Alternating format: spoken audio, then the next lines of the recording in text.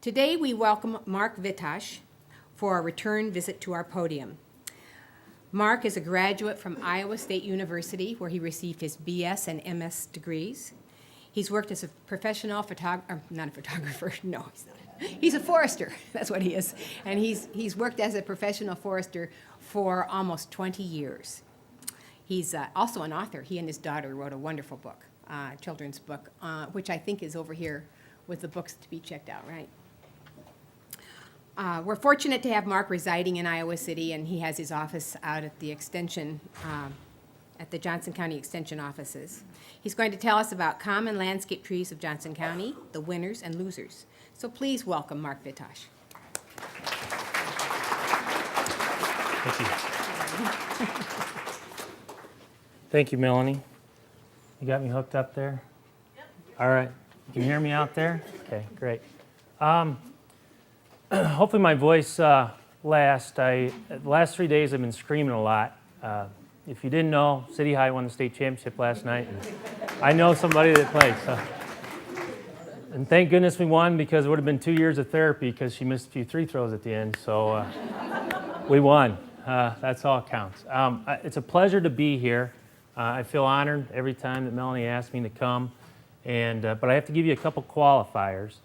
I'm not a landscape architect, I'm not a horticulturist, and I'm not a nursery person. I'm just kind of what people call a dirt forester. And I've been doing this for about 20 years. I spent a few years in Oklahoma, and then a number of years at Iowa State University, working the whole state. And then in 2000, I was able to come back to this area, and I was hired with the Iowa Department of Natural Resources as a district forester. And basically, I cover 4 counties: Johnson County, Lynn, Scott, and Muscatine. And I work with private landowners in those areas to help with their natural resources, mostly their forests. I do some prairie work if somebody has some, but I tend to concentrate on the trees. So I'm not going to get real scientific. I'm just going to give you my observations. I think one of the best horticulturists in the state is Dr. Jeff Isles, who's spoken here before. He can give you a list of cultivars and all that kind of stuff. I'm just going to tell you this tree, that tree, and I'm going to give you my observations, things I've seen, and hopefully at the end answer some questions. So what I'm going to try to do today is tell you a little bit why trees are important. You know that, but just kind of remind you. And then I'm going to, one of the critical things I think about with this in trees is sometimes we just say, I want to plant this kind of tree, and we just go plant it. What I want you to think about is I want you to look at your area and say, what kind of tree will fit? What kind of tree will fit this spot, and what kind of tree will help me meet my goals? And for almost every situation, there's a plant that'll fit, be it a tree, a shrub, or whatever, but you got to match the two together. So I'm going to talk a little bit about proper selection.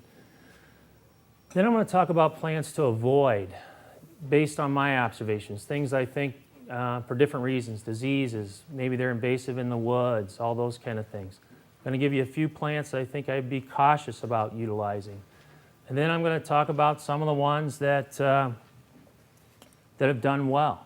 The thing you got to remember is every plant, every tree has some type of problem.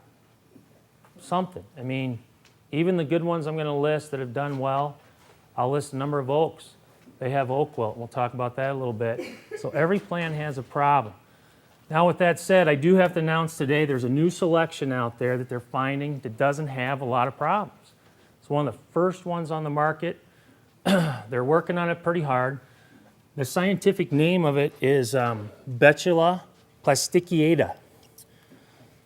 Plastigiata. This is Betula plastigiata. The good thing about Betula plastigiata is it never drops its leaves.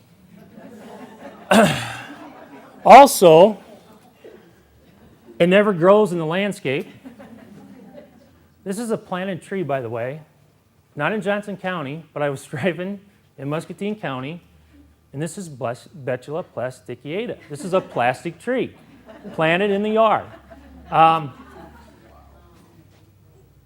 It is evergreen, so it shows up and works well in the landscape. Like I said, they're never going to have to rake leaves. They're never going to have to do anything. I always joke about plastic is best, and I finally found an example in the landscape. So I was allowed to show this. But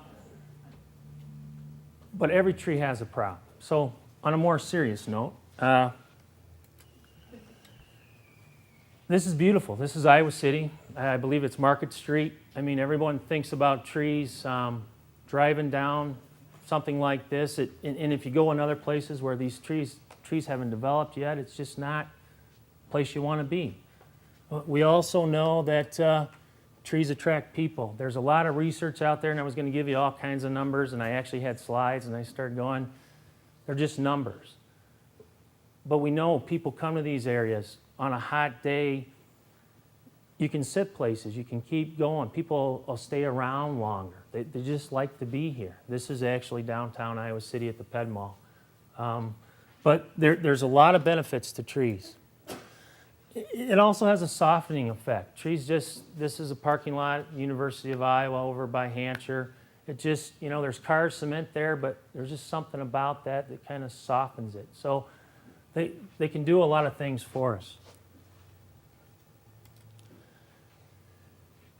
The other thing is, we know there's a lot of numbers with trees and shade. You can look at a lot of different research and stuff, and they talk about trees can reduce air conditioning costs anywhere from 20 to 50% if they're placed properly. And with energy costs the way they are, shade trees is, and there's energy companies, Mid-American and Alliant have tree programs that they promote tree planting because they see the benefits of trees.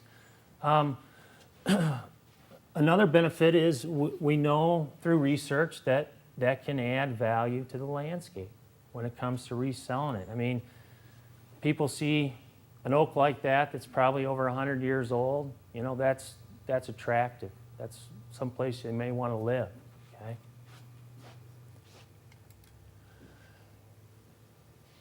And in the wintertime, those trees can, if they're placed correctly, they can do a lot of things. They can reduce heating costs somewhere between, I've seen numbers between 5, 20, 25% if they're placed correctly from north winds. The other thing they can do in the summertime, they can act as a screen. This is my backyard, okay? There's a park back there, but I never see it. And I hardly ever hear it because I have this screen. I have birds. I have this owl that I talk to. People think I'm crazy, but there's an owl that comes to my backyard. I have a creek back there. It's just, the kind of out of sight, out of mind. So there's just great value to that. And I know the winter's been tough and stuff, but that's pretty. I mean, there's just a lot of beauty in that. Trees are also a legacy. It's a way to leave a legacy. It's not about us now. It's about later. But this is just one of the ladies at my work. I actually work out of the extension office, and this is her family planting a tree last fall. But trees that start like that and maybe end up like that, they leave a legacy. That if those trees could talk, just think of the things that they can say with the nice swing there. This is a Bur Oak, and I know there's some like this in Johnson. This one isn't. A lot of my pictures are from Johnson. I like this one so much, though. This is actually in Scott County over by LeClaire. I drive by it every summer a couple times doing a project I do, and that thing's probably 200 years old. It's just, there's a lot of history in trees. The tough thing that, some trees can live that long, but on average, trees in urban areas, I've seen numbers 20 to 40 years. In a park situation, maybe 60 to 70 years. But when you get like in your yard, between the street and sidewalk, sometimes they don't live as long. So it depends where they're planted. Again, I said trees have a softening effect, but they also can affect water quality. We know the tree roots can absorb lots of things moving through the system, overflow.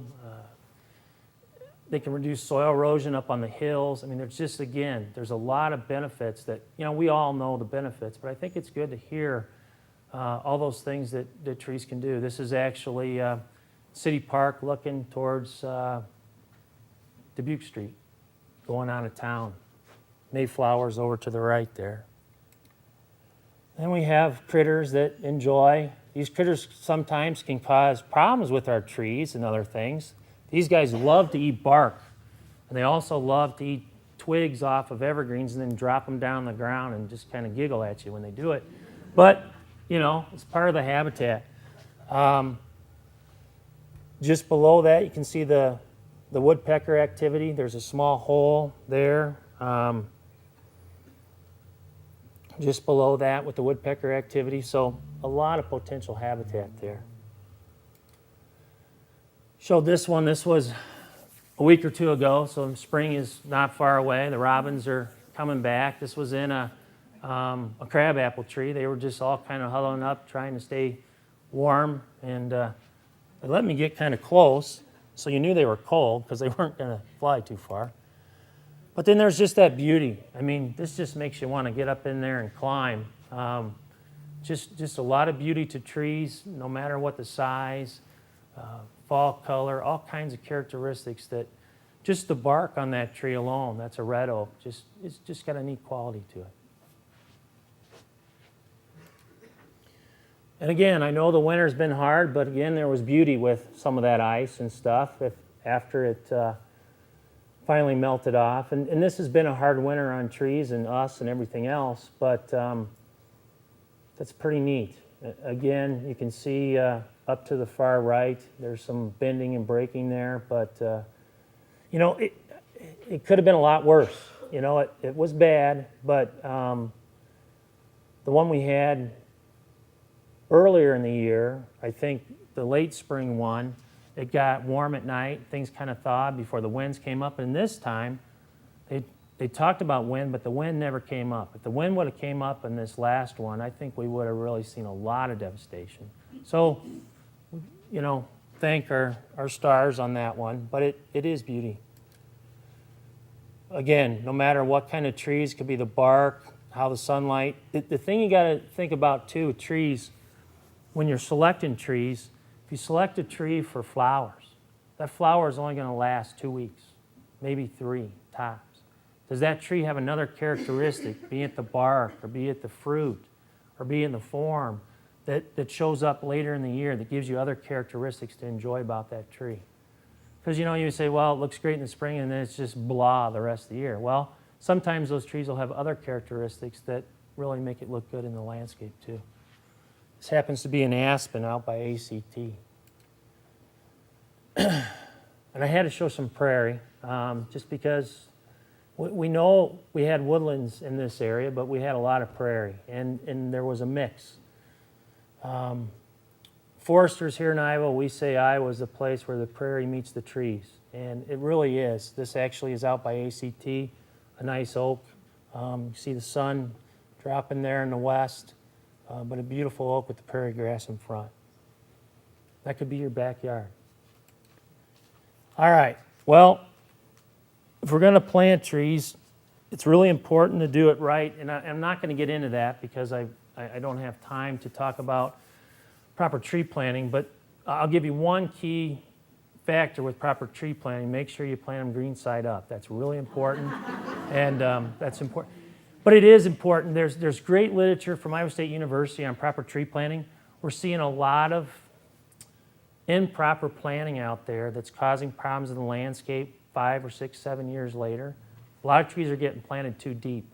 Sometimes they're in the pot too deep or in the burlap too deep accidentally, or they just get, I've seen people take trees that were kind of wobbly and just dig a deeper hole so they wouldn't wobble so much once they stuck them down in there. So look that information up and really look at that, because proper planting is really important, but selection is where you got to start. If you do proper selection, you can avoid some problems. A lot of times we don't think that tree's going to grow, it's going to get bigger, but those trees do get bigger. This is a white pine, and if you know anything about white pine, it wants to get 60 feet tall. I got one in my backyard, it's got a 25-foot spread already. My tree in my backyard would not fit there. Pretty soon I'll get a phone call from someone like this and they'll ask me, well, can I cut the top out so it just kind of makes a nice, you know. The thing is, you know, I said there's plants that fit almost every situation. This is probably pushing it, but there are dwarf conifers that if you want something that maybe will fit, there are a line of dwarf conifers out there that might fit in a situation like this if you really wanted something. So in almost every situation, there's something that fits. But before you know it, it's going to be ripping the shingles off. And I always used to tell these stories. Now I carry my camera, I can actually show these pictures of things. I'm just driving around when I see stuff like this. I'm like, all right, I'll have a slide presentation because I can actually show it. All right, some of the key things you need to think about when you're selecting plants and trees in general. Again, don't just go out there and say, I want to plant an oak in my front yard. Look at the site. Look at the soils. Is it well or poorly drained? And there's some things you can do. A lot of times just digging a hole, simple as pouring some water in there, and if it takes 4 days to dry out, I think you have poorly drained soils. But just feel the texture. Is it sandy? Is it clay? Those kind of things. Because a lot of times when you look at the tags, it'll say prefers a moist, well-drained soil or can adapt to clay soils. All that information for you is out there once you start selecting those plants, but you have to investigate the site to see what do I have to work with and what's going to fit. Sun or shade. There's some plants that prefer, everything likes sun, but there are some plants that will grow in sun, but also fairly adaptive to shade. And there are a few plants that really don't like a lot of sun, especially if they're native trees or native smaller trees. We've got some like Serviceberry and Redbud that are woodland edge plants that like some protection, like a little shade. So know what you have. Do you have 50% of the day is it full sun, or most of the day is it shade? Know those kind of things, because again, on those tags, it'll say that plant prefers full sun, can adapt to a variety of shade, those kind of things. So that information is out there. And then the pH. Is the soil acidic or basic? And you can go to your extension office and take soil samples. They have little bags and method you can use and get some of this basic information. But there's a lot of plants, basically 7 is neutral, and most plants like things acidic, below 7, especially a lot of the trees.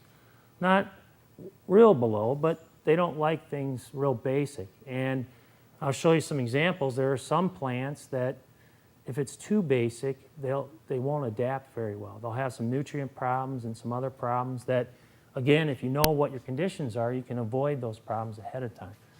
Again, with all these precautions, you may do everything and plant a tree and it still may not grow because it's life. I mean, that's why I love my job, because every day I don't know what's going to happen, because we're dealing with the environment, and people are probably the most challenged when it comes to plants. And, we just have to work with all those things. Location of utilities. Look up. Do you have wires close by? Because if you do, they may be clipping that tree in 15 years. You also have to call Iowa One Call, and I have a slide on that. But before you dig, you have to call Iowa One Call to know where all your underground utilities are. That is the law. And I've had people, I've talked to, and they said, well, I knew where everything was. I dug my hole, and then I didn't have a phone the next day. Even if you think you know where it's at, you're required to call. Then once you evaluate all that stuff, how much space do I have? What are the soil conditions? What's the drainage? Then you can start going, okay, what will fit in here? What kind of trees? I start going to websites. Iowa State has some websites. There's different selection materials. There's some great books here. Go out there and start saying, okay, well, this tree might fit, that tree might fit. But then you also need to think about, what kind of characteristics do I want? Am I trying to promote wildlife? Do I want a big shade tree? Do I want an evergreen that's going to block, my neighbor's boat or something? What do you want from that tree? The other thing you need to think about is, how big is that tree? What's its shape? And also, what is it going to produce? Is it going to produce something that you don't want to sweep up? Walnuts. I'm actually going to talk about walnut. Not a bad shade tree, but it's probably not something you want in the front yard over the driveway.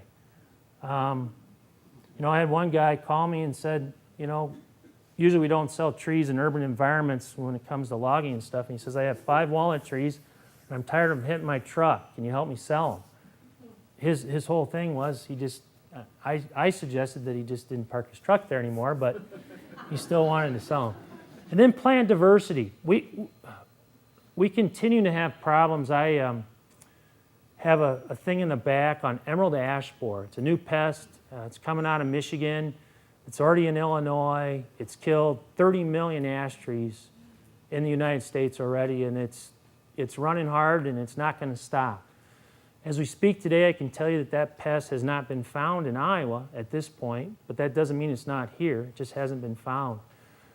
But in the 50s, 60s, and 70s, we had Dutch elm disease. And what did we do after we cut all those trees down? We planted green ash, silver maple, sugar maple, Norway maple, and a few other species. And now in a lot of our communities, the average percentage of ash is over 20%.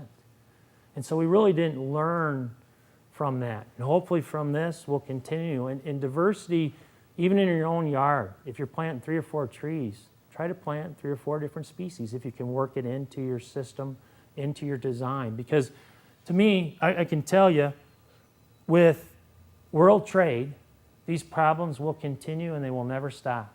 And it goes both ways. We have shipped some stuff to China that have actually been very devastating to their pine trees. And so all over the world, this has caused problems when it comes to plant health. And I'll just tell you a really quick story with this stuff coming. I was at a meeting of specialists that deal with invasive plants and insects and stuff, and they said a couple years ago there was a company that, well, I'll just say they sell stuff, okay? And these boxes came in and they opened them up and it had an unusual insect in it, and the national headquarters told them to take the boxes outside, shake out the insects, and put the boxes back on the shelves. And this happened to be an invasive beetle on cedar trees that they introduced into the United States. So stuff like that is coming all the time. So again, diversity is one good defense to trying to reduce some of those challenges, because most disease and insect problems are only specific to a particular group of trees. Like this ash problem right now, they're testing walnut and oak and all that, and that pest will not complete its life cycle on those other species. So if there's any one good thing, it seems to be only attacking ash. This tends to be our urban environment. We take the good soil and then we come back and we put more soil on top, and that good soil is usually just a couple inches. And I kind of got myself in trouble. I was taking pictures of this guy when they were doing this, and he wanted to know. He saw my DNR truck, thought I was there investigating and everything. But I just told him, I was showing him what happens, a lot. And this, again, our soils can be very difficult, especially in our urban areas, or even if we're building a new house. A lot of times that soil gets compacted. And there's a gentleman that, Mr. O'Leary, who's the principal out at Corville Elementary, Corville Central, thank you. A great tree person. This guy is, I wish we had a lot more like him. Planted tons and tons of trees, and we were out one day. We were looking at these, and these are trees that were planted about 10 years before, I think he said, by him and his son. Planted on the same day, same size, same species. 4 different ones, a lot of different growth there. So even in could have been plant related, I mean the tree health themselves, but a lot of times I get on sites and even 20 feet apart, that soil can change quite a bit in an urban environment. So you're just dealing with kind of a mess of stuff. You never know what you're gonna get into. But I thought this turned out to be an interesting picture. A lot of times in these urban areas and stuff too, the drainage isn't too good. And in this case, the tree just kind of floated out of the ground. And a lot of times in these environments, it's like, planting a tree in a big bathtub, because it's just so compacted and stuff. In some cases, you might want to wait a year or two if you have a new environment, go through the freezing and thawing, let that soil kind of work back up before you go with a lot of trees. And we also have conflicts. Another conflict this could be, it may not be the soil drainage, but a lot of times on these new sites, we have irrigation because of the grass. Trees and grass don't always, their needs aren't the same. So a lot of times we see trees that are just drowned because we're trying to keep the grass green, but we have to water it every day, and the trees only want that water, every 7 to 10 days maybe, or every 14 days. So you got to think about those conflicts when you're dealing with it. There are species that might adapt to those conditions, and I might show you. I'll show you one or two that might adapt. Just the environment. I talked about soil conditions sometimes. This is a pin oak, and this is not a sunburst pin oak. This is a pin oak that's not healthy, and it's not healthy because the pH tends to be usually above 7, and iron becomes tied up when that pH gets basic, and that iron becomes unavailable to that tree. And there's a number of trees that this happens to. Happens to red maples, but it's not the same nutrient. It's manganese, I believe, with those. But for some trees, if the pH gets too high, certain elements become unavailable, get tied up, and those trees cannot get those. If you tested that soil, there'd be plenty of iron there, probably. It's just not available to those trees. So again, there's certain plants like pin oak, red maple. If you're going to plant those trees, you may want to know what your soil conditions are like, know what the pH is to see if it's adaptive. With pin oak, our general rule is as you go west in Iowa, you just don't plant pin oak. The pHs are pretty high as you go out to western Iowa. As you come east, they're better. But in my dad's yard in Village Green, he used to have 2 pin oaks. He's got one now that's 40 feet tall, and the other one's been dead for 25 years. They were only 50 feet apart, but the soil conditions were different enough that one did well and one didn't. So knowing some of those conditions and knowing the desires or the needs of the plants you want to plant helps you avoid some of those problems. There are some solutions to this, but they're more Band-Aid solutions. So again, it's more trying to get the right tree in the right place. Don't do this, okay? Simple as that. Think about how big that tree is going to get. This wasn't in Johnson County. This happened to be in Illinois. I was on a soccer weekend and doing my walk and carrying my camera and giggling at the same time. And so I have a picture. Utility companies are going to have to prune this. They need protection around that line. They need to protect you. You know, we know how cold it's been, and when the power goes out, that's not fun. So be kind to the utilities because they really are trying to protect that line. But if you plant too close, they will do this to your tree. Okay? But believe it or not, that's good pruning. We're not talking about pruning today, but they actually prune that in a way that it doesn't sprout, and the wounds that they made will actually close correctly and not get a lot of decay in them. It looks funny. You get your bagels and your V's and your C's and all kinds of funny things, but what they used to do is just come in and give them a haircut, and then they'd sprout right back, and they have to come back 3 or 4 years or 2 years later. Now when they do it, they actually only have to prune maybe every 4 or 5 years, so they're saving money. The bottom line is that tree's not in the right place. You know, the power line may have came afterwards, but these kind of things can be avoided. That's not in Johnson County either. You know, I'm picking on the other counties on the things that problems are. But again, that's why this is important. 1-800-292-8989. If that number's not right, you can find it. I'm pretty sure it's right. You're required to call this number before you dig. You know, any kind of digging, not just for trees, but any kind of digging. It's really important that you call that number. All right. Again, like I said, once you find out how much space you have, start looking at the characteristics of the plant that you may want. You know, what kind of bark does it have? Is it the kind of bark that I want to see in my landscape? Some of the greatest places to go to see these things is arboretums. There's a good one in Dubuque. There's one in Clinton. There's the Iowa Arboretum south of Ames. Ames now has the Ryman Gardens that has some plants. You know, go look at these plants that are 20, 30 feet tall and say, is that going to look right in my yard? You know, it may take it 15 years to get that big, but is that, you know, before you go do these things, kind of see what it's going to look like. See what the characteristics of the plant are. Is it going to produce some of this stuff? You know, I always get, well, that tree's messy. Well, find out why it's messy and see if you can deal with that mess. Or is that mess something like crabapple that you like because you want to attract birds or other wildlife? Same thing with the acorns. You know, it just depends. Again, you may not want walnuts over the house or over the driveway, but if you have a big backyard in the back, that, you know, I'll talk about it, maybe a tree that, and actually those aren't walnuts, those are buckeyes down there on the far right. Think about the leaves. Sometimes they have characters.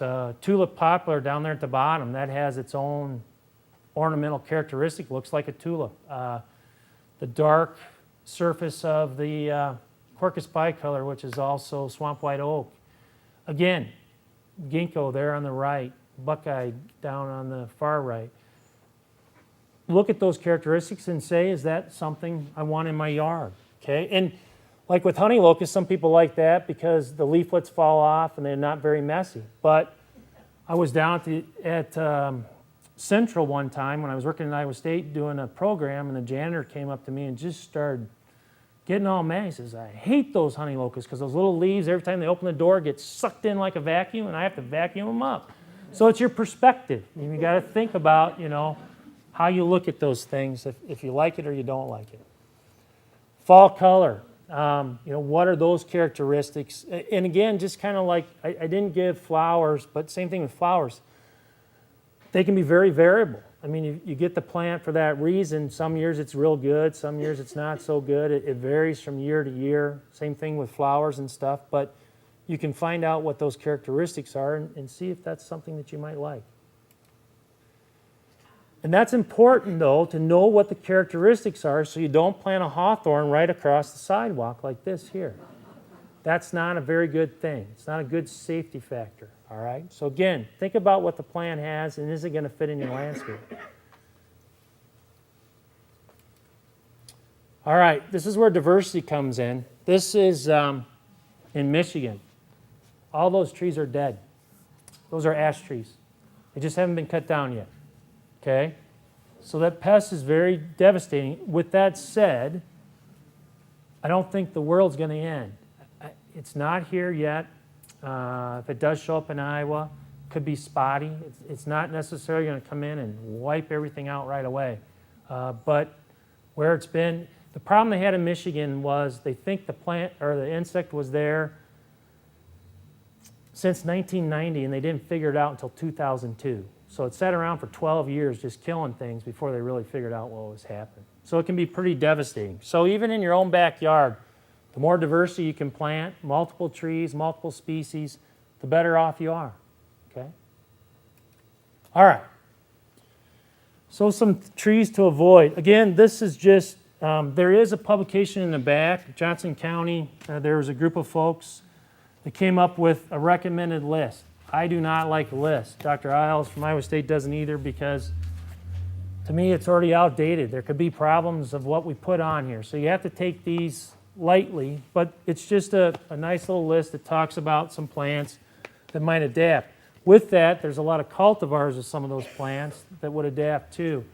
A number of them are native, and I'm not going to get in the native, non-native argument today because that could go a whole hour too. The thing I'm going to tell you is I'm going to list some plants that aren't native. And I look at it more from an invasive aspect. If those plants won't get in our natural woodlands and stuff or don't spread or seedless, again, the problem with our environment is it's changed so much. Even though we take a native tree, it's hard for that native tree to grow in cement, you know, for planting trees in a very tough environment. So I praise native trees, but a lot of times our environment that we're planting in is not native. So it's tough. So there are some non-native plants that will fit the need too. And even with our native plants, a lot of times you don't know where they're coming from if they're truly native to, it's not like prairie seed. Prairie seed, a lot of times you can get native prairie seed in from Johnson County. Trees, you can't do that. Okay. Scotch pine. This is the easy one for me. If you have Scotch pine in your yard, I'm sorry. Don't cut them down if they're alive. But there is a disease called pine wilt. It's very devastating and wiping out a lot of our Scotch pine. It's caused by a little nematode. Scotch pine was used for years. Our state nursery, we still sell it because we grow it for Christmas trees. And usually this problem doesn't show up for 15 to 20 years on the trees till they get bigger. So we still sell them because you cut a Christmas tree at 7 to 8 years.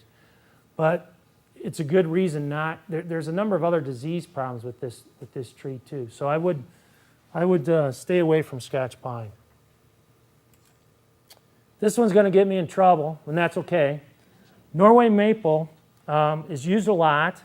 It's a nice tree, but and there's green varieties and purple varieties.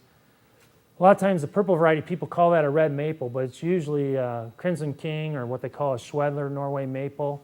This is my dad's yard, and he still calls it his red maple, even though I've proven to him by paper that it's not a red maple. He'll giggle and say, Mark, I'm going out to work on my red maple. And I know which tree he's talking about, but it's not. It's a Norway. But on the East Coast, Norway maple is becoming very invasive in our woodlands. It's actually outcompeting the native sugar maple. So it's causing a lot of problems from an invasive standpoint. If you're in the deep town and not near a woodland, maybe you could still plant this. Or if you have a variety that doesn't produce as much seed or doesn't produce seed, maybe. But I'm very hesitant. There's actually a place by Hawkeye Carver Arena where there was one planted, and it's actually invaded part of that woodland by Carver. There's stems every 3 inches. It's just taken over the understory of the woodland. So it can be very invasive, and that's my concern about Norway. All ash species, they're all susceptible. Now when I say all ash, I'm not talking about mountain ash. And mountain ash won't be on my list today because it doesn't do that well here either. But if you have a mountain ash, the emerald ash borer will not hurt it. Okay, so that's a good thing. But green ash, purple ash, and which purple is just a variety of white ash, black ash, green, everything, this pest will attack. So, and actually I've been recommending this for a number of years since we knew about this pest, that for now I would hold off on planting ash trees. Now if you planted one 3 years ago, gave it to your mom for Mother's Day, who knows what's going to happen? That pest, it could be 15 years before it comes. Just don't go out and cut trees because something could happen. We don't know what's going to happen. If you got room to plant something else, maybe do that. I have a 26-inch ash in my front yard. I planted a Bur Oak right next to it, so just in case something happens. Red chokecherry, Schubert cherry, it's got a number of different names. It's a beautiful tree in the landscape, but it's got this disease down on the bottom right called black knot rot. It looks like your dog's been up in the tree, and it's pretty devastating to the plants. The only time you see it is in the winter. In the summer, you can't see it on the tree, but it can be pretty devastating to the plants. So I would think about avoiding. It's too bad because it's one of those small trees that has that reddish purple color that there's just not a lot of those varieties. There's a few varieties of crabapple that have that color, but not to the same extent as that. Paper birch. Paper birch is native to Iowa, but it's really native to northeast Iowa, up where it's kind of cool and not so warm. Prefers north slopes, east slopes, where it's cooler. If you plant paper birch, just plan on in 15 years to have a firewood sale or to have a nice ornament on your fireplace. There's a pest called the bronze birch borer that, because our summers get too warm, too hot, it really stresses the trees, and a lot of times bronze birch borer will get paper birch. There are some new selections out there that are supposed to be more tolerant and stuff like that, but it's hard for them to tolerate our kind of warmer summers here. Unless you have a real kind of cool north slope, I won't get too excited about it. Austrian pine, you can still find this once in a while, but it has a number of diseases. Down on the far right, there's a needle disease and a shoot blight that gets that, and once that tree starts producing cones, it becomes very susceptible to this disease, so it can be pretty devastating. Bradford pear. It's a type of ornamental pear, and I will talk about, there are some ornamental pears out there that you can plant, but this is one that was planted for years, kind of another one of those replacement for elm. But if you look down on the far right, they have very weak connections when they grow, and they're very susceptible to ice and snow, and usually they get nice, big, and beautiful, and you love them, and then they break in half. But there are some varieties out there now, or selections, with stronger branch angles that will have the same characteristics, but will be a lot less susceptible to damage. So there are some alternatives. Okay, something to think about cautioning when you plant. Colorado blue spruce.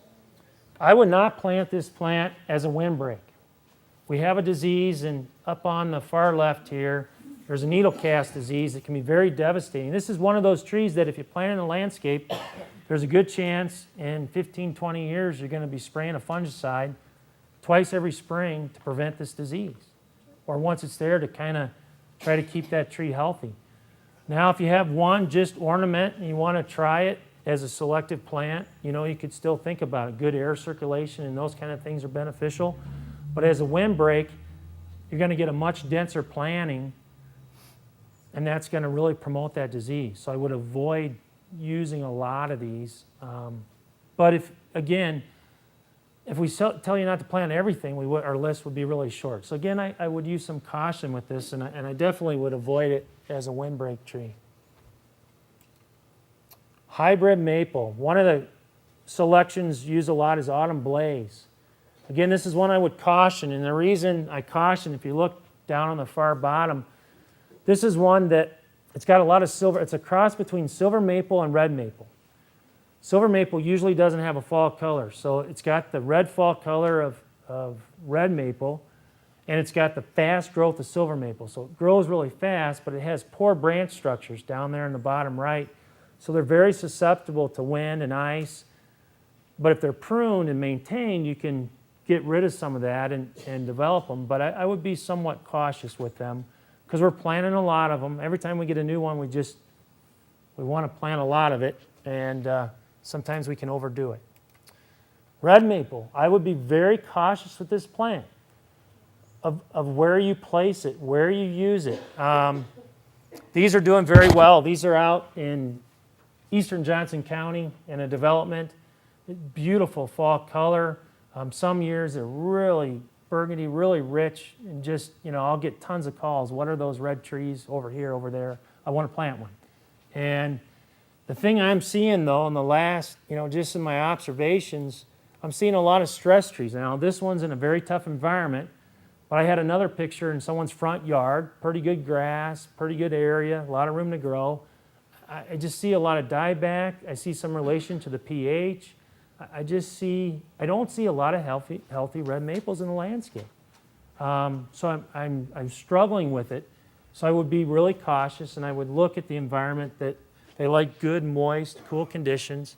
I wouldn't put it on a southwest exposure where it's really dry. River birch. This is where river birch likes to grow, down along a drainage where it's nice and moist. Okay, but it doesn't like to grow up in the front yard in a nice dry area. Maybe if the pH is too high. This is one that gets sensitive to. This is one that's kind of yellow. This is, again, in an area that's just not very happy. I kind of fell in this trap when I worked at Iowa State, and I think others did too. You know, people would call and say, I want to plant a birch, but I heard I can't plant paper birch. And everyone said, well, plant river birch. It's native, yada, yada, yada. But we didn't say it likes moist, wet conditions. It should be down along a drainage. It grows native on the river bottom. It doesn't grow on a dry upland. And that's one of the concerns that you have to look at. So river birch, I would be cautious. Beautiful, though, clump birch, nice bark characteristics, great winter characteristics.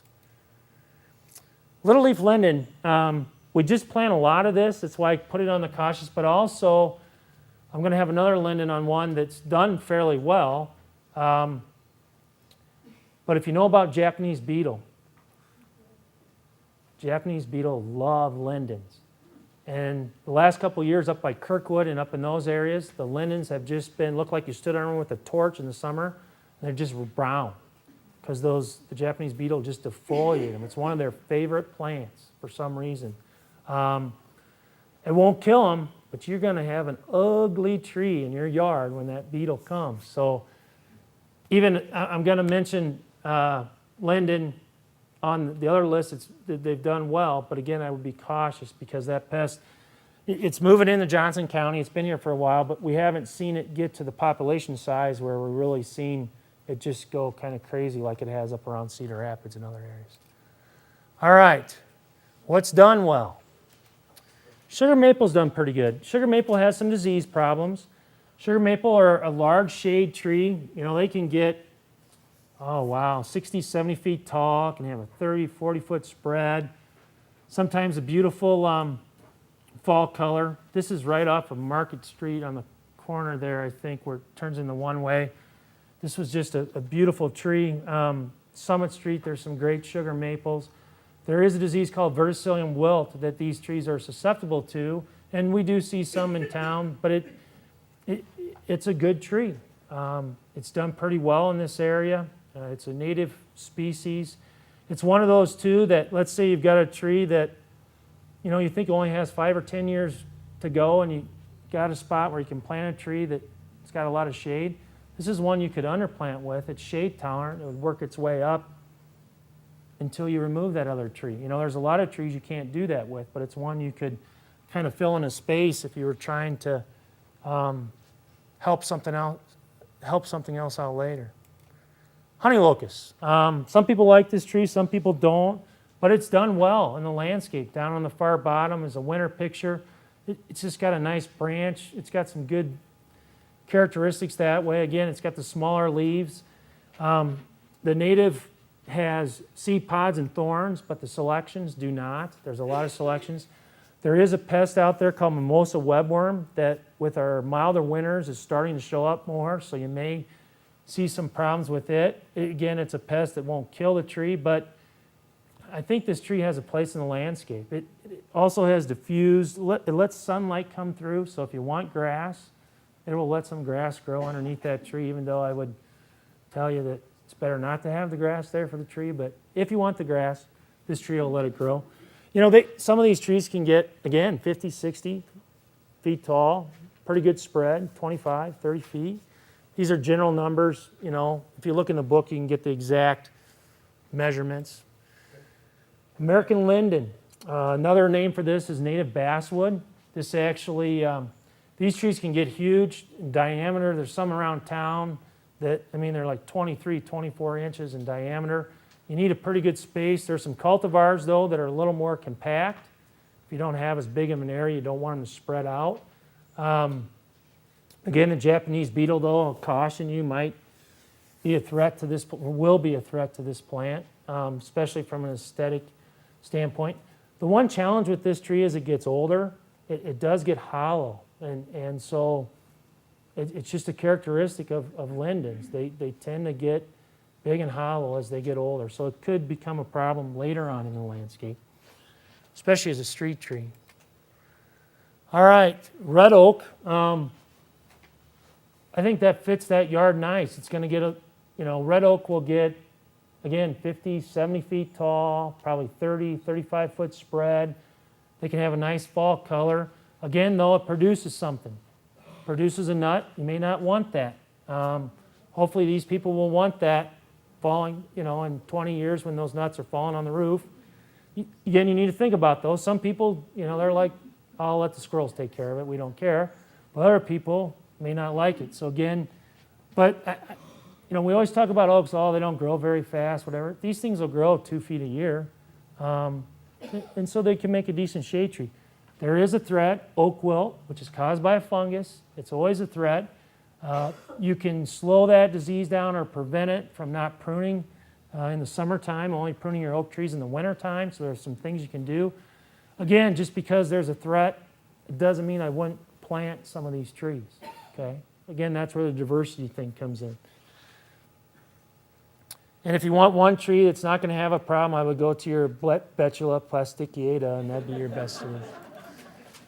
Another oak, white oak. This is in Johnson County, big monster tree. You can't even see the house. That's just awesome. Most of us don't have a yard that big, though. So again, you need to think about how much room do you have available. Talking about leaving a legacy, that tree's been around a long time, and it's going to be around a long time. That probably was not planted. Mr. or Mrs. Squirrel probably planted that tree, and thanks to them, we have that. But white oaks, that tree there probably has a 70-foot spread. Just gigantic. They tend to round off in the top, though, and not get as tall, maybe sometimes 50, 60 feet tall, but they have a huge spread. This is the one I showed you earlier. This is a white oak over by City High. I like their fall color, have a purple fall color. Again, produce an acorn though, so you may not like that. So you need to think about those characteristics, but I think they're kind of a neat tree. Not real fast growing, but they do pretty well.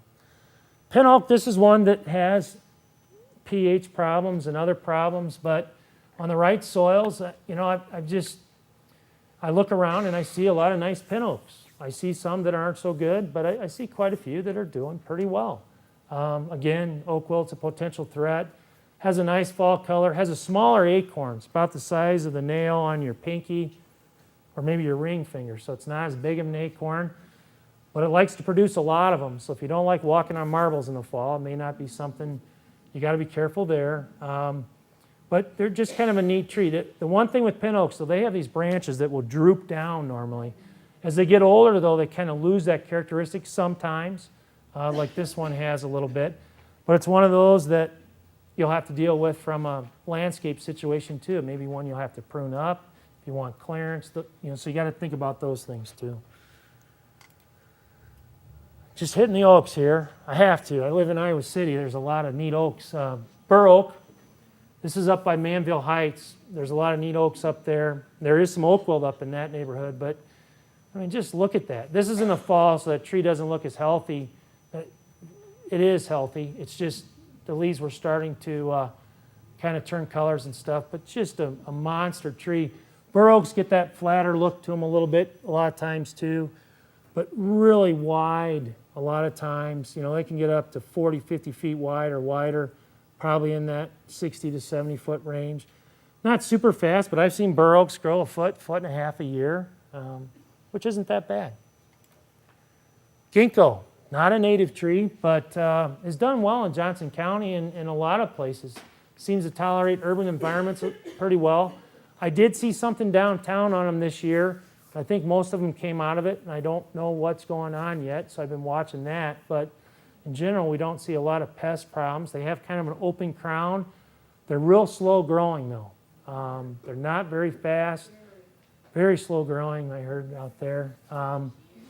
But they have kind of a yellow fall color, and most of the ones available are supposed to be fruitless. So the ones that have fruit do not smell good. And all those in the University of Iowa have now been removed because of different things. But not a bad tree in the landscape. Can get fairly tall, though. At least 50 feet. I've seen them bigger. Not real wide. There's some upright varieties. There's one in the Ped Mall, I think, is a more columnar variety that's probably only going to get 15, 20 feet wide. But there's others that'll get 30, 35 feet wide. All right. I'm going to go a little over, but we're doing okay. Small trees. Redbud. I like this tree. I used to work in Oklahoma. It was a state tree in Oklahoma. It likes east-facing slopes, though, or east sides, north places that are cooler. It's kind of in our native woodlands, it's a woodland edge plant. So it's not going to like a hot southwest side of the building. But you can see down here that a lot of times they can be multi-stem, some single stem, kind of have a spreading effect. There's some neat ones on the Iowa State campus that are kind of breaking apart and laying down and growing. I mean, just some really neat ornamental characteristic. Have great flowers. Again, don't last very long, but that purplish maroon. Have a heart-shaped leaf. They do produce a little pod, though. Could be good, could be bad. But a neat tree. Probably in that 20 to 25 foot range as far as height. Pretty good spread. I've seen them, you know, at least 20 feet. Serviceberry, another native woodland plant, likes woodland edges, cool sites. So again, east, northeast kind of sides or aspects. Nice fall color. Has an edible fruit that it produces. Birds love them. There are some varieties. This one spreads more. I've seen a lot of the varieties I've seen are more upright. They do have a nice white flower in the springtime. Some people, deer love them. Okay. Japanese tree lilac. This is a tree that gets 30 to maybe 40 feet tall. A lot have been planted in the Iowa City area. The neat thing about Japanese tree lilac is it's a lilac, big flowers, but it flowers later in the summer, in June. So when everything else, a lot of the other plants have stopped flowering, it shows up in the landscape.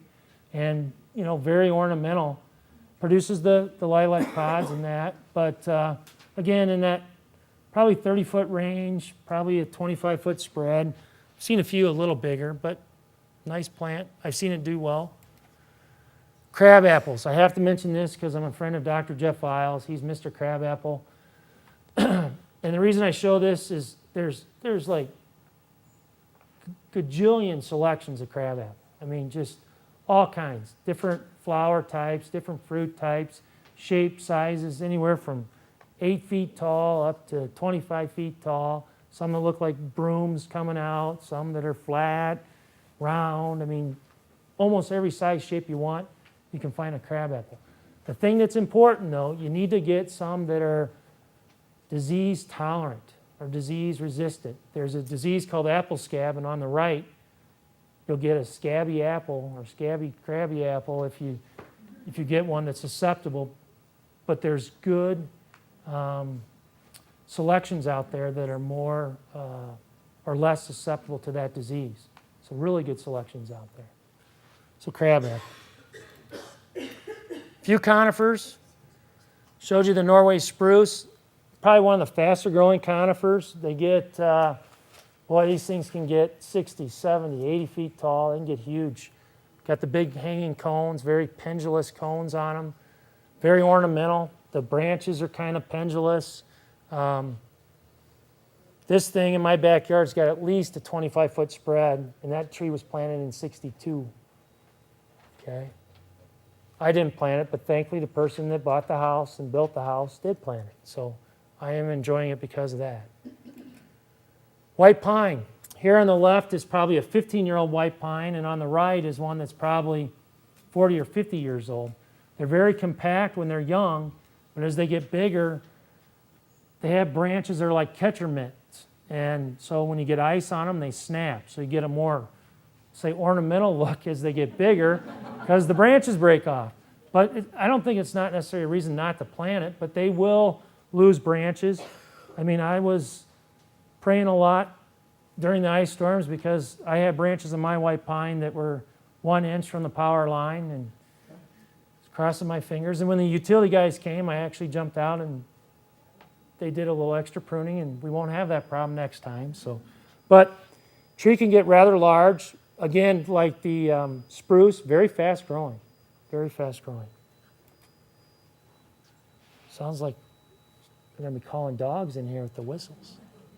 A few other quick species, and then I'll finish up and we can take a break and we'll answer some questions. Swamp white oak.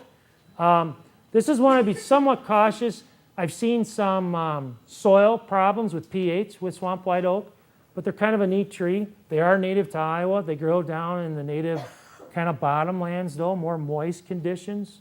Have neat bark characteristics. They have a flaky bark here on the left, have a real shiny top leaf, and then the underside, it's called Quercus bicolor. The underside's kind of white, so it's a good characteristic. Then they also have a stalked acorn, which is kind of unique. There's not a lot of species with stalked acorns. But swamp white oak falls in that probably 50 to 60, 70-foot range. Probably at least a 30-foot spread. Shagbark hickory, not something you'd think about planting, but kind of a neat landscape tree, especially with the bark characteristics if you got a bigger backyard or a bigger area. But I live off of Friendship, and this morning coming over, there's 3 shagbark hickories within the right-of-way. They look okay, but I'm sure in the fall it's not that pleasant. They produce a very large nut, so you got to have them in the right place. They've planted some on the university campus that are coming. So a lot of times these native selections are harder to find in the nurseries, but some nurseries are starting to grow more native plants. Kentucky coffee tree, I think, is one to look at. It's another native tree. You can get, I think, 50 to 70 feet tall, probably more in the 50 to 60. Have neat bark characteristics. It's kind of flaky, not like birch, but it's kind of flaky. They have a leaf, though. The leaf, one leaf, is like this big. It's huge. It's got little leaflets. So everything you see down the bottom are little leaflets, but the leaf is just gigantic. They do produce a pod, But I think there are some selections that do not have the pods. Not a real fast grower. And in the wintertime, it looks like a tree from Creature Feature back when I was a kid. It's just got these really thick stems. It's just got kind of a gnarly, I think, cool look. But even in the winter landscape, it's got some character. A few more. Ornamental pear. There are some newer selections of ornamental pear that have nice white flowers. You see the fruit. It's like a little crabapple down there in the bottom. They have kind of a purplish fall color. But this has a lot wider branch angles here, some of these newer selections out there. So check with the nurseries, check with Iowa State and others. There are some selections out there that are stronger and are not going to break up like the Bradford Pears. But go to dogwood, another native one that is native in our woodlands, fits well in a corner of a yard, a corner of a house, in that 10 to probably 20-foot range. Has a very layered effect, though, just a neat, I didn't take a great picture of the layer effect, but they have a really neat layering effect, has some fall color. Our only native tree dogwood in Iowa. We have native dogwood, they're shrubs, but this is our only native tree dogwood. But it likes that northeast exposure, not a south-southwest. A couple others, concolor fir. Could be a substitute for spruce or blue spruce, has a really blue color to it. I'll give you some caution though, like moist, well-drained soils. I've seen kind of mixing effects with it. If you have a site that's very variable, I'll see some really good ones, then I'll see some not so good ones. So but it is an alternative. It's got a softer needle than the blue spruce. It won't bite you or scratch you when you touch it. Probably can get, I've seen them, reach at least 50, 60 feet tall, probably 20, 30-foot spread. Interesting plant. Larch. European larch is what you see a lot. There's a native larch called tamarack. This is on the Iowa campus. There's some really neat ones on the Iowa campus. This plant is neat too because it's deciduous, meaning that it looks like an evergreen, but it sheds its needles in the fall. So all those needles fall off. They're kind of yellow though, and they're kind of bright, and so they're somewhat ornamental. In the springtime, they have a real bright green for a couple weeks, and it's kind of ornamental too. They're just that's just cool. It's like a big bonsai tree. Do fairly well in Iowa. Unique plants. Bald cypress. This is the one that you would put in that planting hole that was completely wet. This is actually City Park. 1993, Terry Robinson in great wisdom after the floods planted some bald cypress. And these are how big they are now since 1993. They're awesome. They've had to put wire around them so the beaver don't cut them down to protect them. But it's kind of unique. This is another deciduous conifer. They will shed their needles. That's their fall color, kind of a reddish, brownish color. Unique plant in the landscape. They do produce a cone that's like a little ball. It's kind of unique. There's a really neat one clear up in Ames on the campus at Iowa State near Curtis Hall. If any of you like Iowa State, probably not. But anyway, there's even some neat ones that far north. So it's an alternative in the landscape, okay, in the right conditions. I wouldn't go out again and plant a ton of them, but again, there are plants out there that we can use. I had to show this one. I just love sycamore, but it's got some pretty major disease problems. It's got a disease called anthracnose, but you just got to love that bark. Just all year round, that whitish mottled brown bark. I just love it, love it, love it. And they're huge. They're awesome trees. But people hate them. They're messy. They drop this, they do that. They're dropping twigs all year round. Well, probably not going to find this in a nursery anymore. But there is a selection or a cross or hybrid called London plane tree that doesn't have as much challenges with the disease called anthracnose. And this is actually a street tree up in Cedar Rapids. Bark is very similar, leaves are very similar, produces a fruit that hangs from the tree, so it does produce something, but is an alternative, is fairly tolerant to that disease. All right, two more. Silver maple. I think it's a plant we can still plant. If you have a huge backyard that's wet and moist, and it can get very large, it's an alternative. It really is. Again, if we're thinking diversity and we're thinking, we've planted a lot of silver maple in our, I wouldn't recommend it as a street tree, but in the right conditions, it doesn't have tons of disease and insect problems. Its biggest fault is it grows very fast and susceptible to ice and snow. But, that tree is probably only 40 years old. They can grow very fast, maybe 50, okay? But they can get pretty big pretty quick. So in the right place, trained correctly, I've seen silver maple that are pruned correctly that don't have 45 stems coming from one spot. So they can be maintained and trained, okay? So again, I'm thinking diversity, and black walnut in the right place could be a shade tree. Now again, in the right place. This is on the Iowa campus. This thing is a monster. It's got lightning rods in it. It's been struck, yada, yada, yada. But it is awesome. It's a big, huge tree. It's time for cookies and stuff like that. I went a few minutes over, but this is Johnson County Fairgrounds. Nice sunset in the backdrop. Been a great audience. I'll be back in a few minutes when she announces and everything, and we'll answer some of your questions. Thank you.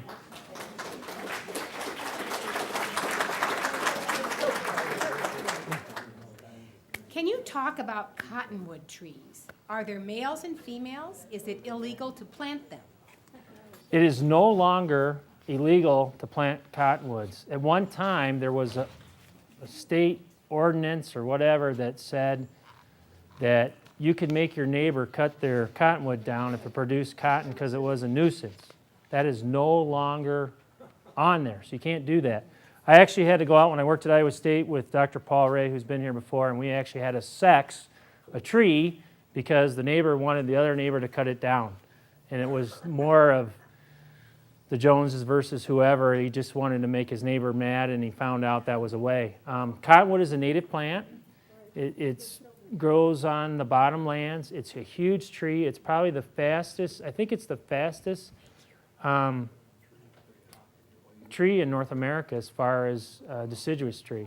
There's nothing, it can be a little weaker wooded because of that, but you would need a huge area to plant cottonwood because they're just monster trees, but they are neat, very fast growing. You can have a tree this big, could be 60, 70 years old, and that's it. They're very fast growing. They have a nice big leaf that's kind of shimmering in the, they're actually related to aspens. So they are a nice tree, but you would need a huge area. We actually plant them, we do some plantings along what we call riparian buffers, along streams and rivers, and we still put cottonwood in that mix. But there are, what most people get when they get poplar, a lot of times that has cottonwood in it. It's a variety of cottonwood or a hybrid with cottonwood in it, and it's usually a seedless variety because it does better in, so you don't have cotton in an urban environment. Did I answer most of that? Yeah, you Okay. did. We had three questions involving the cottonwood tree. I was just making Okay. sure that you had. Would you consider it advisable to plant that tree in an urban setting then? If you were- No, Okay. no. Okay.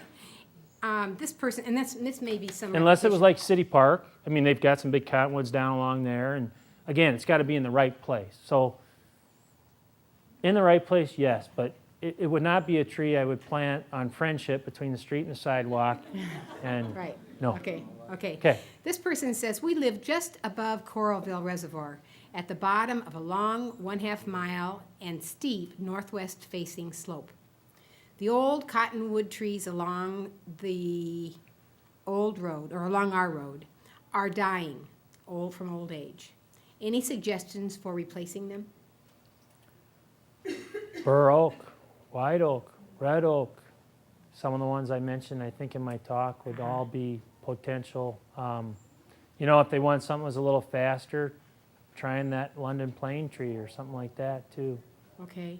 It's shaded and steep with native woods around, but does that make a difference? Oh, I didn't hear that part. I just heard That was, but northwest. that came next. Okay, I'm that sorry. came next. Okay. If it's fairly shady, that's where I would look at things like the American linden, which is also our native basswood, which is shade tolerant, and something like the sugar maple. I mean, if it's fairly shaded, why are you laughing? Well, because then the next sentence says, Well, you're supposed to say it all before you get the answer.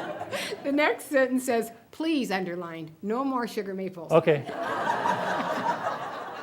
And no silver maples. no silver maples. That's all. If the cottonwoods are going to go and it's going to open and you're going to get that sunlight, I would look at those. But there's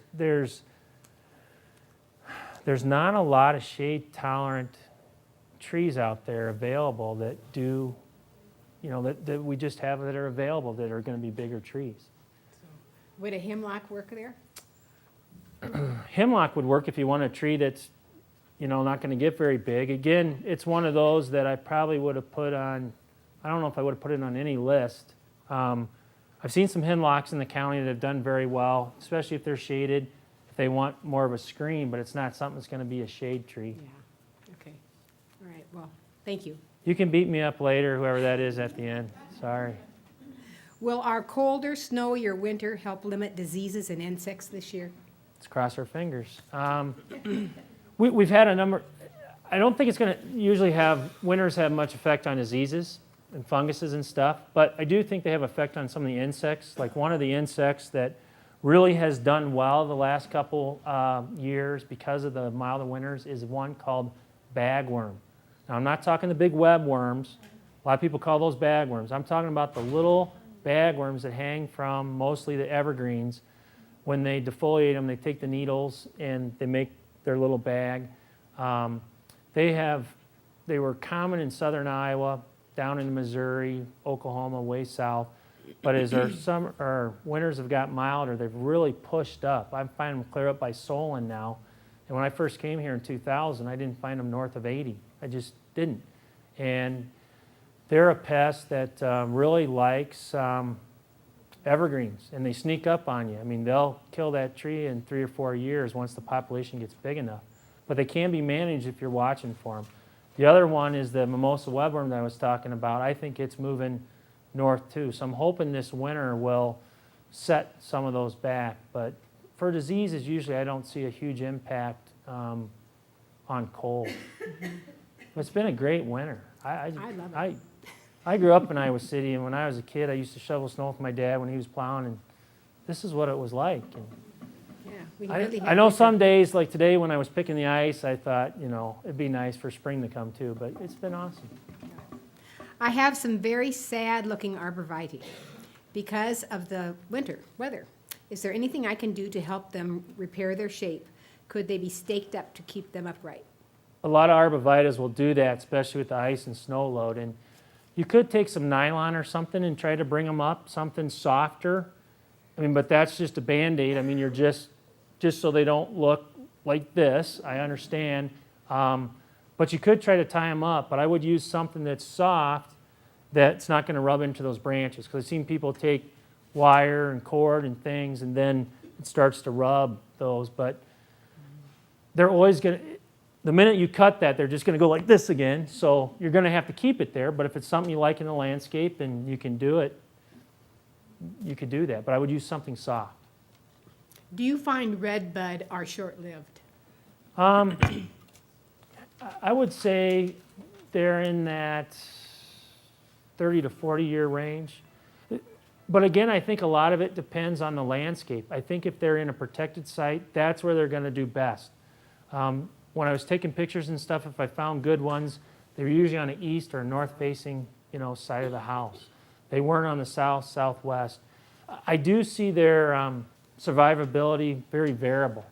I mean, again, I think they're a neat plant, but I see them do real well sometimes, and I see others that struggle. The other thing that they struggle with is they do not like yard chemicals. A lot of redbuds will go like this because of some of the herbicides and stuff that we use in our landscape. They're a good indicator that somebody has sprayed something because one whiff, they go like this and they cup and curl. So they can struggle sometimes because of that. But I would put them in that middle ground. I wouldn't call them a long-lived. And they don't, some of the biggest redbuds I've ever seen are only like that big in diameter. But a lot of times they end up multi-stemmed. And And they're somewhat susceptible to breakage, so sometimes people will have to cable and brace them to kind of keep them together. But they're a unique plant. I had one coming up on the side of my house, but it just came up too close, so I actually had to cut it down because it was going to grow too close to the house. But if I could have, I would have moved it somewhere else. I think that you have something?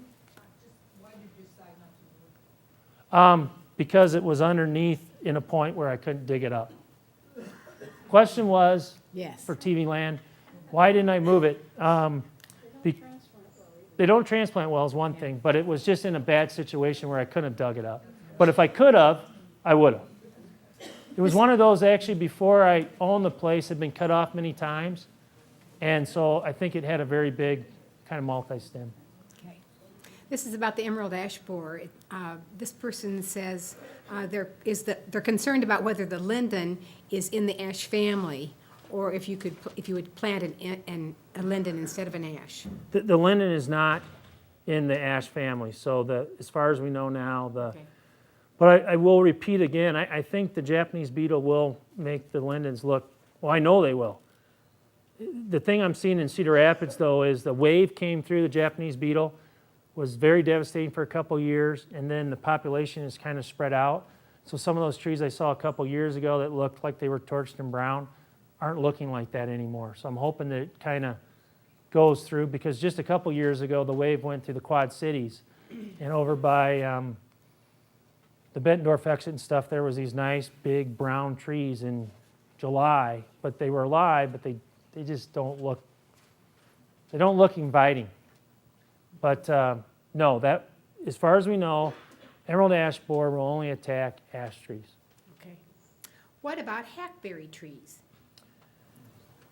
I Great struggle. bark, nice shape, excuse me. Okay, go ahead. Great bark, nice shape. This person Great likes bark, hackberry nice shape. trees. Okay. They want bark. Actually, I had it in my slide presentation all the way up till this morning, and I pulled it out. I think hackberry is a good tree. With that said, I've seen some environmental stresses and some different things with it about the last 5 years. It's just not doing as well as it had been doing.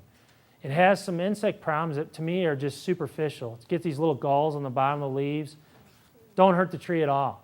But the last couple of years, we've seen them leaf out, look pretty good, and then all of a sudden they lose a lot of their leaves. So their leaves get kind of semi-defoliated, but we don't think it's insect or disease. We think it's some other stuff that I won't get into today. But they just haven't performed as well lately. So I was cautious to put it in. But I think it's a neat plant. There's a fellow from Iowa State who now works for us, T-Vo Feely, just got hired on at the DNR, but was an extension specialist.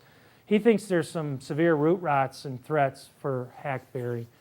But in the landscape, it's performed very well. So, it's one of those trees probably can live 50, 70 years. So I think it has its place, but it's starting to show some challenges. The poplar tulip tree is not on your list. Why? Well, again, I only had an hour and I actually went over that. So tulip poplar, we're kind of far north for that. I mean, we're getting kind of north. It's more of a southern species. You see it. I've seen some really nice tulip poplars like in Pella and further like in Burlington. But we're starting to push it up here a little bit. So it's more from a hardiness and stuff, and I'm not sure what the hardiness zone on it is, but I think we're getting a little far north for it. But if a person wants to experiment with it, it's fast growing, but I have seen a couple in my neighborhood took some of the storms pretty bad. That wood seems to be fairly weak, but so to me it's more of a hardiness. But they're a unique plant. They have if you don't know about them, they have a flower that's not really showy, but then it is showy. It's just this cup.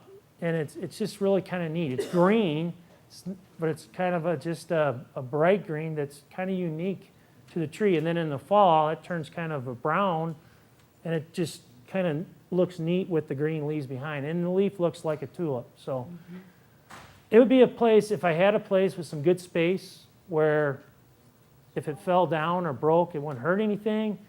But again, I'm a little concerned about the hardiness on it. Okay.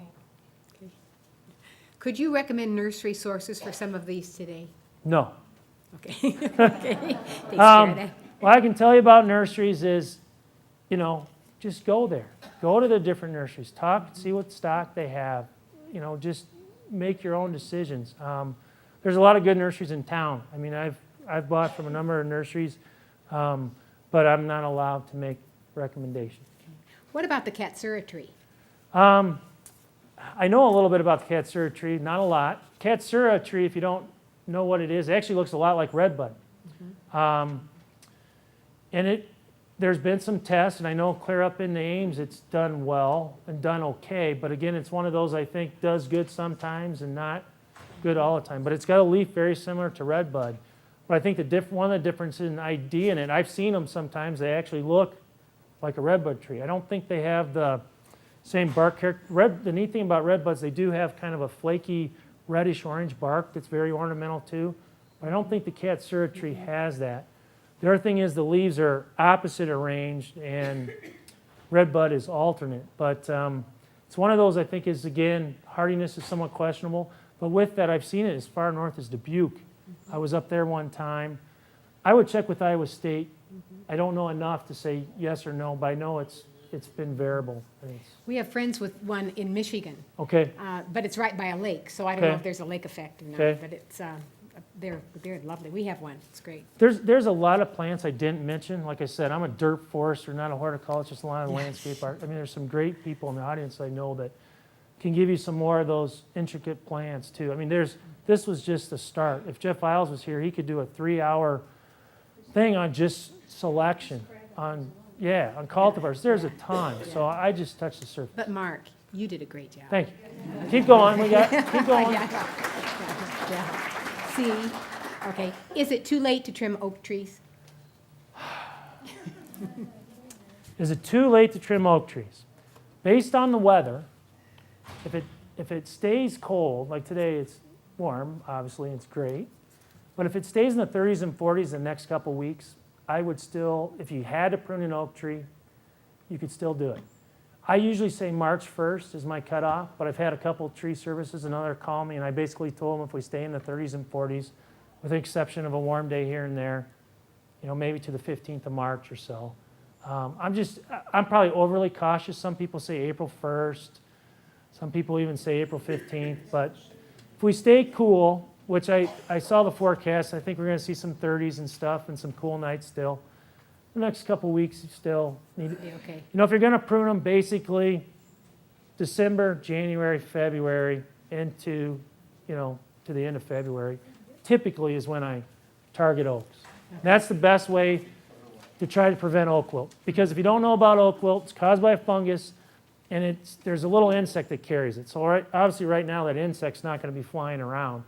There's been some research that's shown that those wounds, when they're wounded, usually dry out within 72 hours or a little longer. So in these conditions, we're not going to get warm enough where the insect would be out, the disease would be there. So I think, in general, Okay. a few more weeks. Okay. When river birch tree limbs, large limbs from a river birch, are broken or removed from storm damage, should the tree be cut down because of insect invasion in the cuts? On any tree, if there's, you know, major breakage and stuff, if you can prune that tree back correctly, and we don't have time today, but back to the branch collar, and there's actually a publication from Iowa State when I worked there, I helped put together, called Managing Storm Damaged Trees. It talks about how to make the proper cut and all that. If those, on any species, if those cuts are made, and when that tree's left, if there's at least 50% of the crown left, I think you can leave the tree and wait to see what happens. If it's pruned correctly, then those wounds will try to close on their own.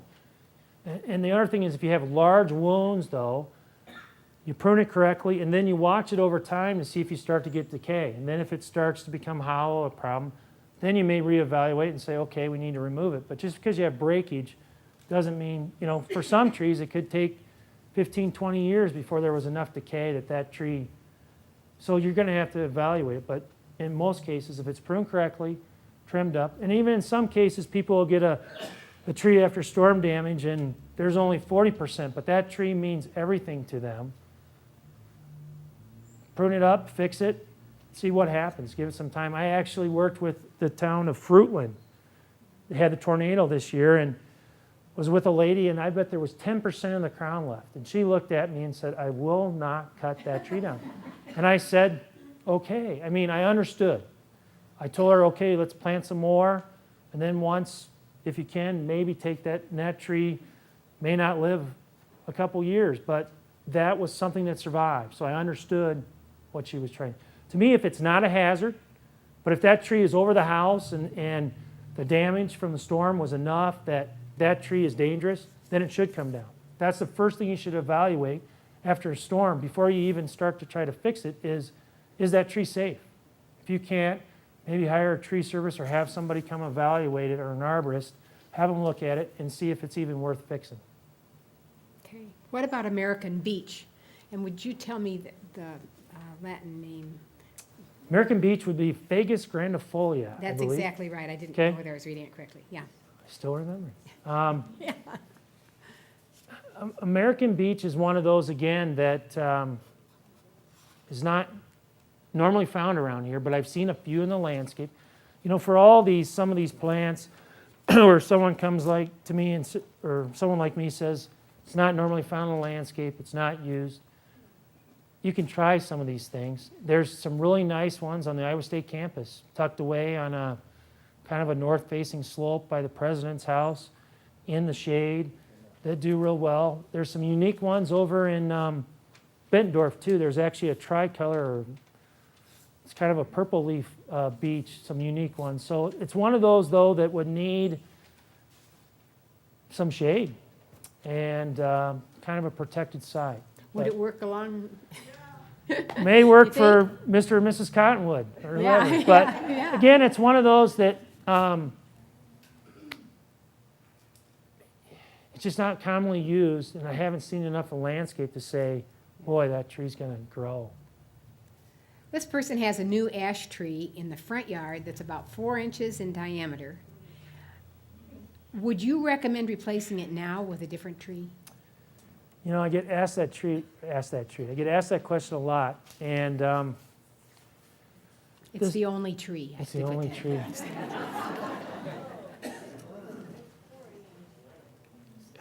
This pest is not here yet, and to say that it's going to come, I think it's going to come, but could be next year, could be here, could be 25 years. So it's one of those things I just struggle with telling someone to cut a tree down because something might happen. You know, to me, if you get 15 years out of it while you're living in that house and you still have to cut it down, you got good 15 years out of it. I mean, so you just got to kind of look at it that way. I would really struggle cutting it down. I just think, you know, this, again, it's not here. I think it's going to show up, but it could show up in the Quad Cities and then take 15 years before we get it in Iowa City. Or it could stay on the south side of town and not hit the north side of town for a long time. The insect does fly once it gets to a place. They used to think it was only a mile. Now I think it can fly up to 6 miles. But it usually gets carried through firewood and nursery stock and stuff like that. So that's a toughie. If you had room to plant something else near, you could. But again, I would enjoy it as long as you can, and then in 15 years, if something happens, you got to replace it. You got to replace it. Okay. This person has a 3-year-old Crimson King maple that they bought as a bare root tree. Okay? It grew 1 inch last year. Is that normal? And should they replace the tree? And is there anything to do to speed up the growth? It's pretty normal. Norway maples grow, especially the Crimson King or the purple varieties, they grow pretty slow. I showed you the one in my dad's yard, and that thing's 30 years old, and it's only like 15 feet tall or 20 feet tall. I mean, they grow okay. They probably only grow. Thing is, if you just planted it, bare root, it'll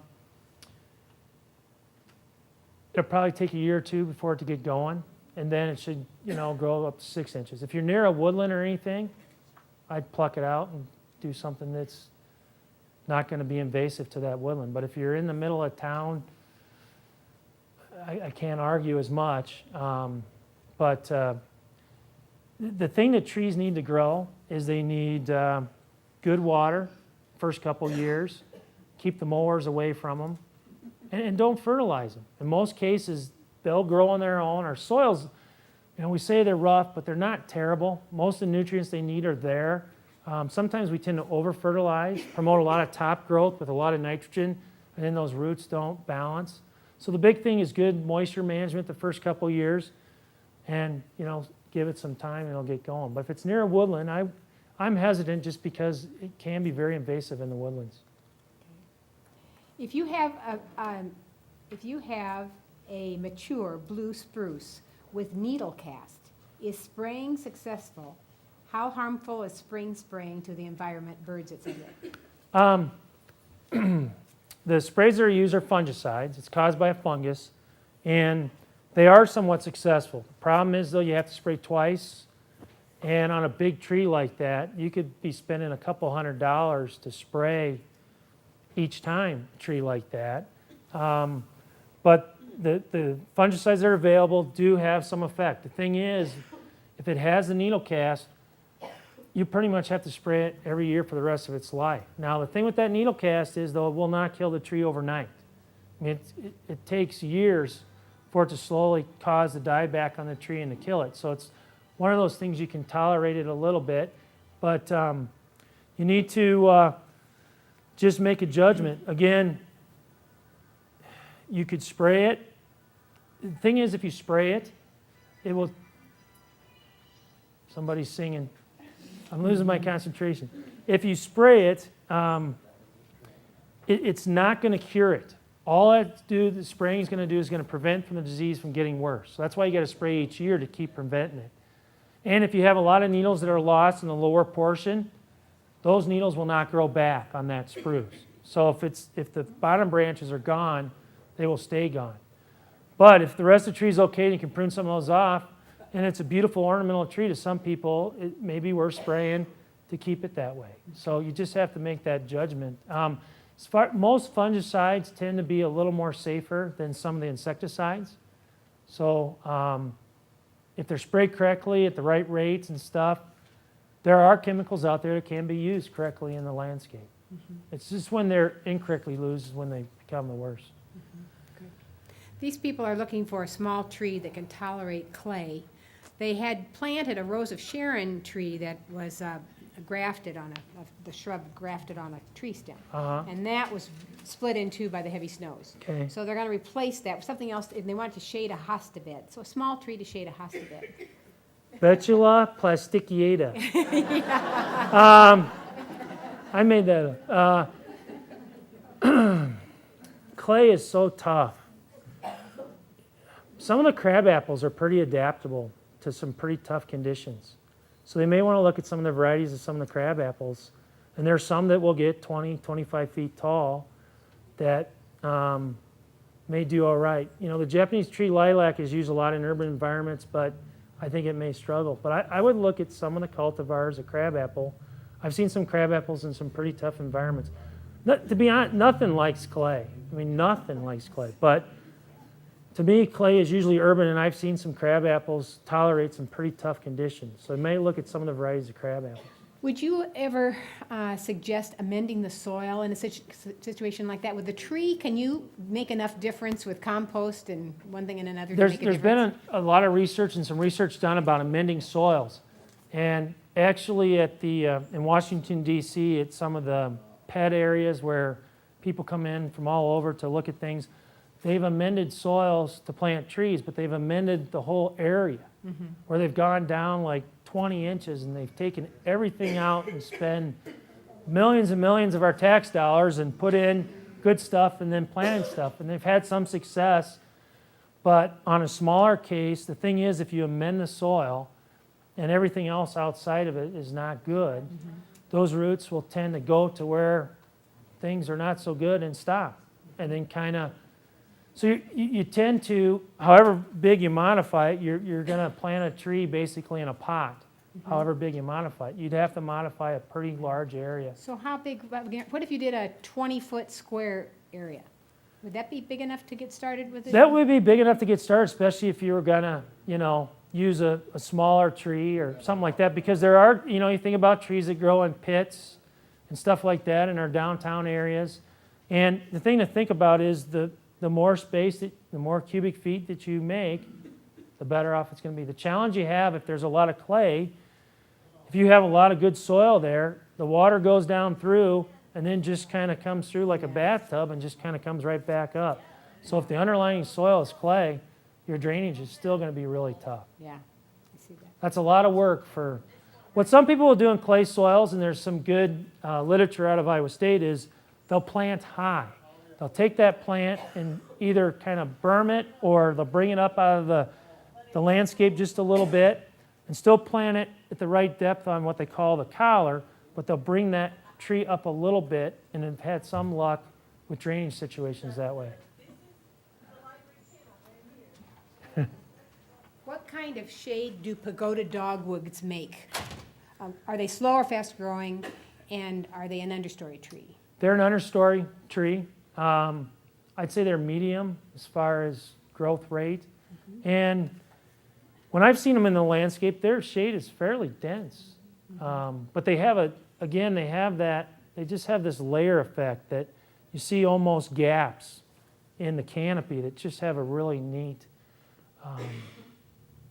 look to them. But, when I was looking for pictures, I found a lot of pagoda in the Iowa City area and stuff, and found a lot of ones that were doing pretty well.